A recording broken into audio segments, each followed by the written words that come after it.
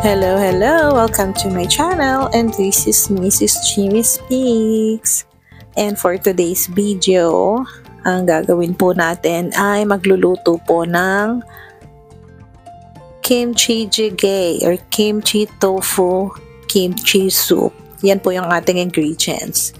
So una, mag-slice po tayo ng onion. So kahit anong onion po, white onion, red onion, purple, yellow onion, bahala kayo. Basta kung anong onion meron kayo sa bahay, islice nyo lang po ng manipis na gaya nung sa ginagawa ko. At syempre, isusunod po natin ang bawang. So mag-chop-chop lang po tayo ng bawang. Mince lang tayo ng bawang na ganyan. Panggisa po natin sa ating kimchi soup.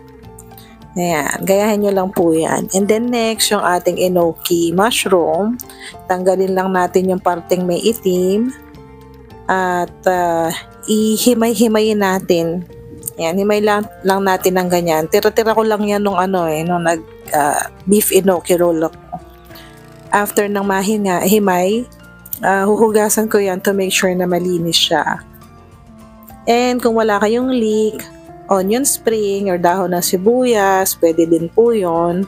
Pang-garnish natin at pampalasa na din para at maganda din, makulay yung ating kimchi soup.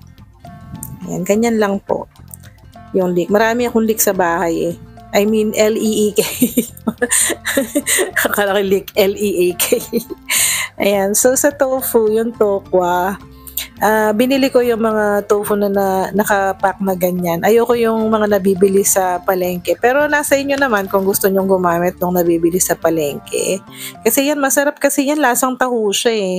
Tsaka hindi siya maanggo or maantot. Ayan.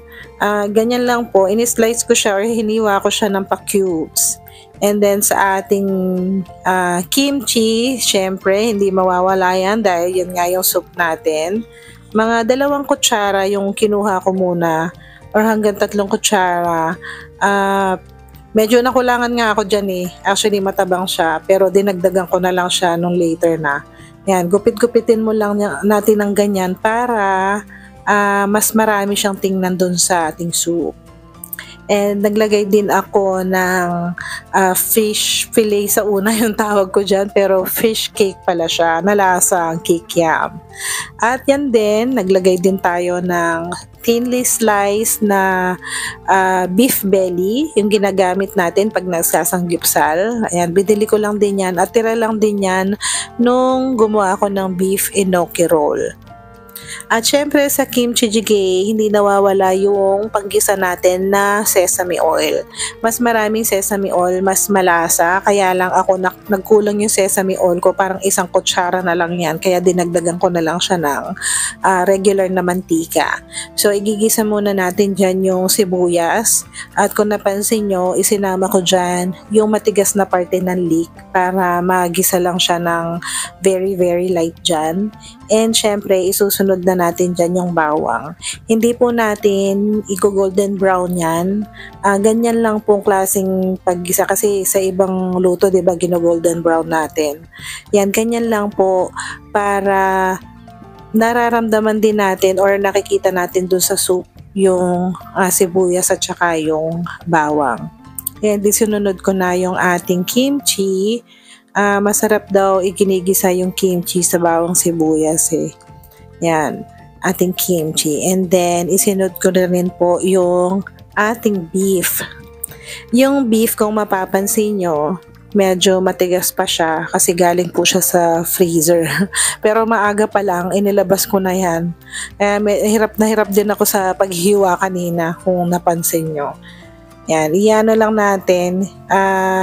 Madali lang namang maluto yan dahil parang sinipis lang ng mga ng bacon, 'di ba? Kaya parang mga nasa 10 minutes, 8 to 10 minutes tinakpan ko siya at para to make sure na maluto din naman yung mga parte na nag-frozen. So ayan, medyo okay na siya diyan. At para mas lalong maluto yung ating kimchi jjigae, naglagay ako ng 1 basong tubig. Siyempre, para may soup tayo, maglalagay tayo ng 1 basong tubig, 'di ba? Yan, actually pwede na ngang ulamin yan dahil luto na yan. Yun nga lang, hindi pa siya timplado. Ayan, ang sarap-sarap talaga niyan. Alala ko yung kinain namin sa sa Friendship Road. Hindi ko matandaan kung anong sanggipsalan yun. Ayan, lagyan natin ng paminta, syempre pampalasa, pampaanghang, nasa inyo na kung gaano karaming paminta ang ilalagay nyo, at lalagyan natin ng gochujang. Tama ba yung spelling ko? Gochujang o gochujang? Kayo nang bahala, basta gochujang. At nilagyan ko ng konting asukal para medyo may konting tamis yung ating kimchi jjigae. Kasi masarap yung manamis-namis siya, na maanghang-anghang, na maasim-asim. At nilagyan din natin ng beef cube para mas malasa siya, mas maumami. Ayan, dinagdagan ko pa siya ng konting ng konting kimchi. Kasi nakulangan ako dun sa lasa ng kimchi. 'Di ba? Nung kumain kami sa Sanggyeopsal sa ewan ko Galbi, yung pangalan nun. Masarap siya, authentic talaga siya eh.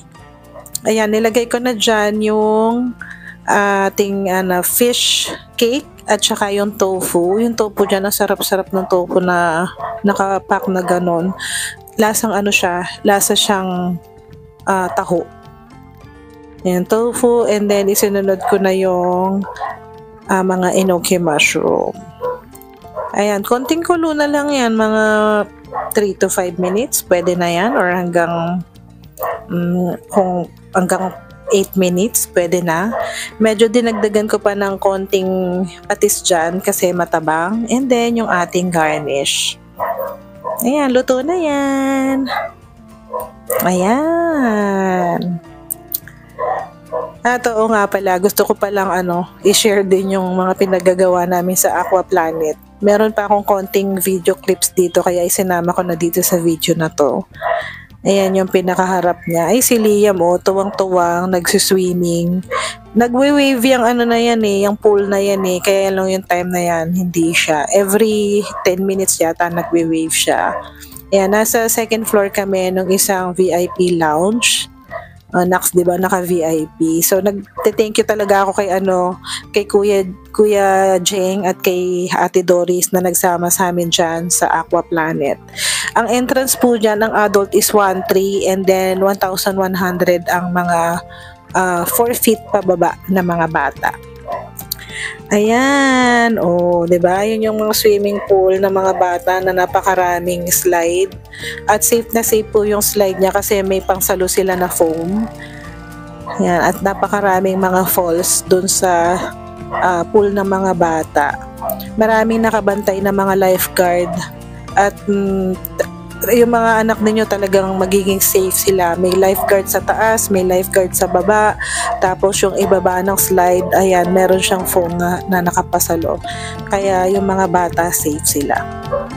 Babu!